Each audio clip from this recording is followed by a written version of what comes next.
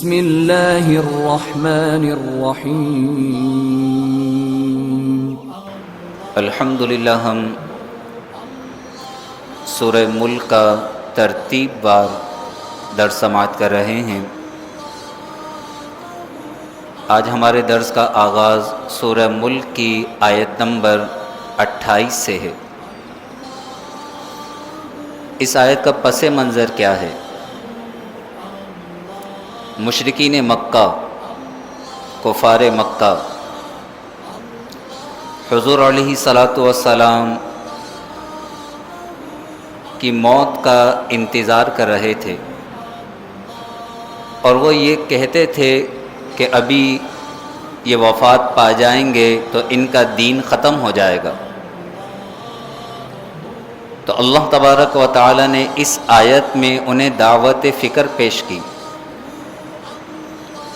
کہ تم حضور علیہ الصلاۃ والسلام کی موت کے منتظر ہو، ان کی ہلاکت کے منتظر ہو، اور یہ سمجھتے ہو کہ یہ وفات پا جائیں گے تو ان کا نام و نشان مٹ جائے گا۔ غور کرو، اگر حضور علیہ الصلاۃ والسلام اور ان کے صحابہ وفات پا جائیں یا زندہ رہیں، دونوں صورتوں میں اللہ تبارک و تعالی انہیں انعامات اور اکرامات سے نوازے گا۔ ان کی زندگی بھی بہتر ہے، ان کی وفات بھی بہتر ہے۔ زندہ رہیں گے تو زندگی بہتر کہ زیادہ سے زیادہ نیکیاں کریں گے، اور اگر وفات پا جائیں گے تو اللہ کی رحمت میں چلے جائیں گے، اور اللہ تبارک و تعالی انہیں جنت عطا فرمائے گا۔ تو حضور علیہ السلام اور صحابہ کی زندگی بھی بہتر ہے، ان کی وفات بھی بہتر ہے۔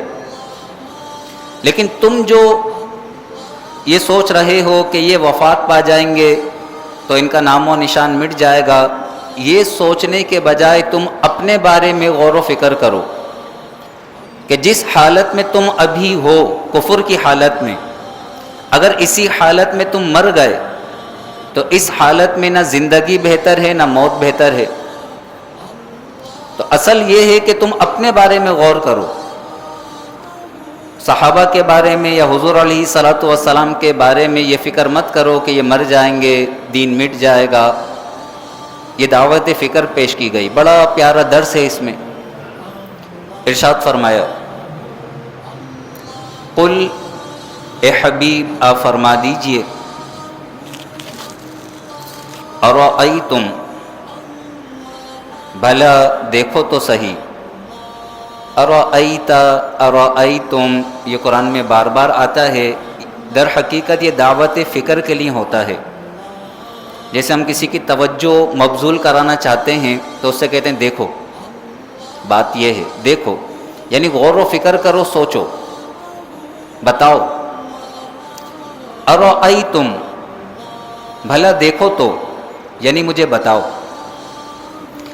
ان اہلکنی اللہ ومن معی، اگر اللہ مجھے اور میرے ساتھ والوں کو ہلاک کر دے، جیسا کہ تم سوچتے ہو اور جیسا کہ تم منتظر ہو کہ ہم ہلاک ہو جائیں۔ ان، اگر، اہلکا، ہلاک کر دے، نی، مجھے، اہلکنی، مجھے ہلاک کر دے، ومن معی، اور جو میرے ساتھ ہیں یعنی میرے صحابہ،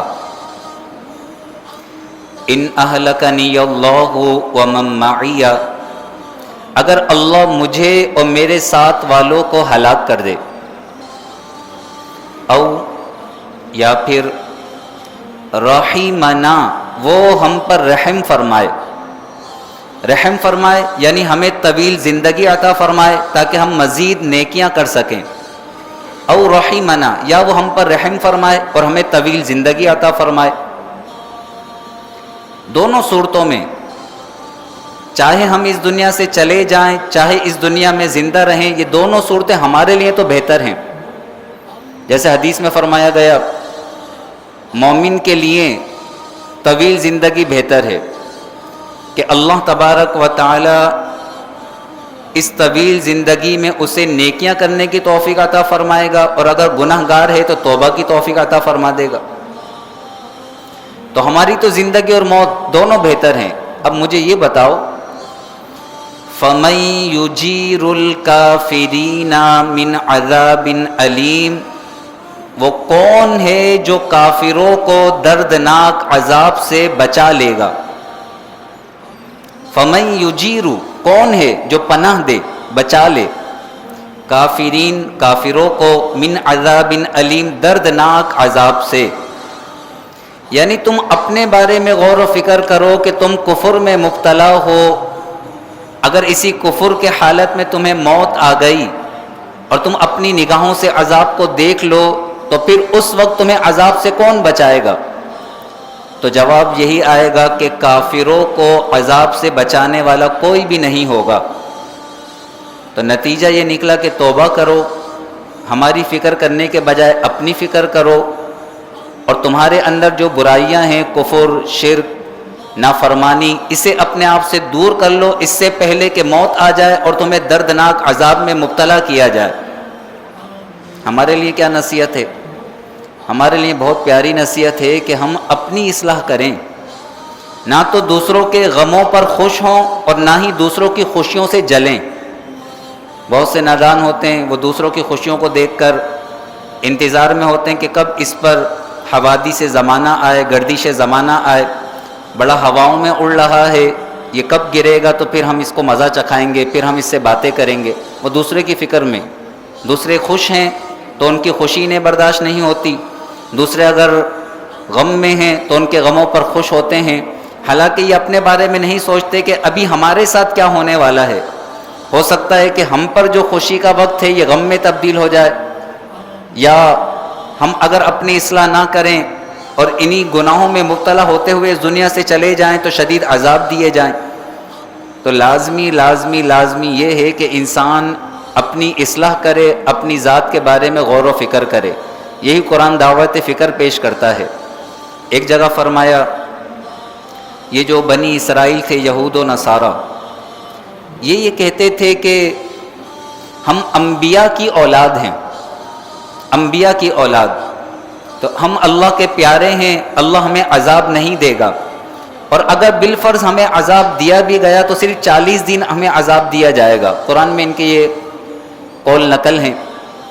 تو انہیں بھی یہ سمجھایا گیا کہ اگرچہ تمہارے آباء و اجداد انبیاء تھے، نیک صالحین تھے، تلک امۃ قد خلت، وہ ایک گروہ تھا جو پہلے گزر چکا، وہ ایک گروہ تھا، انبیاء کا گروہ، صالحین کا گروہ جو گزر چکا، لہا ما کسبت، ان کے لیے وہ نیکیاں ہیں جو وہ کر گئے، لہا ما کسبت، جو انہوں نے کمایا ان کے لیے، وَلَكُمْ مَا کسبتم، اور تمہارے لیے وہ ہے جو تم نے کمایا۔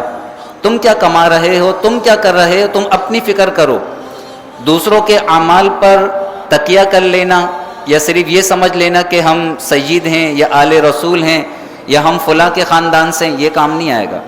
انسان کو کیا کام آئے گا؟ قرآن نے فرمایا تلک امۃ قد خلت، وہ ایک گروہ تھا گزر گیا، لہا ما کسبت ولکم ما کسبتم، ان کے لیے وہ جو انہوں نے کیا اور تمہارے لیے وہ جو تم نے کیا، ولا تسألون عما كانوا يفعلون، اور وہ جو عمل کرتے رہے ہیں اس کے بارے میں تم سے سوال نہیں کیا جائے گا، تم سے تمہارے اعمال کے بارے میں سوال کیا جائے گا کہ تم نے کیا عمل کیا ہے۔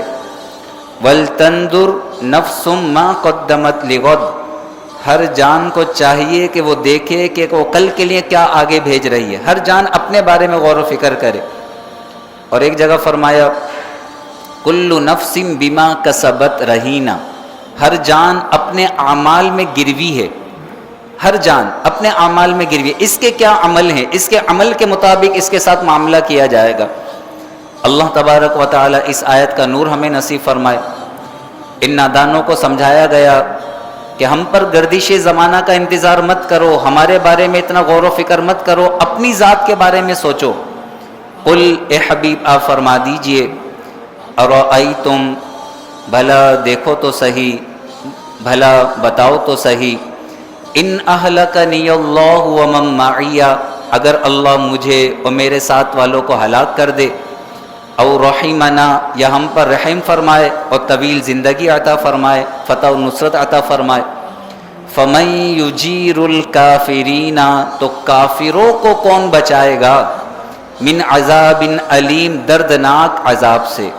اللہ تبارک و تعالی ہمیں ایمان اور عافیت کی موت نصیب فرمائے، ہمیں اپنی اصلاح کرتے رہنے، ہمیں اپنے عیبوں پر نظر کر کے انہیں اپنے سے دور کرنے کی توفیق نصیب فرمائے۔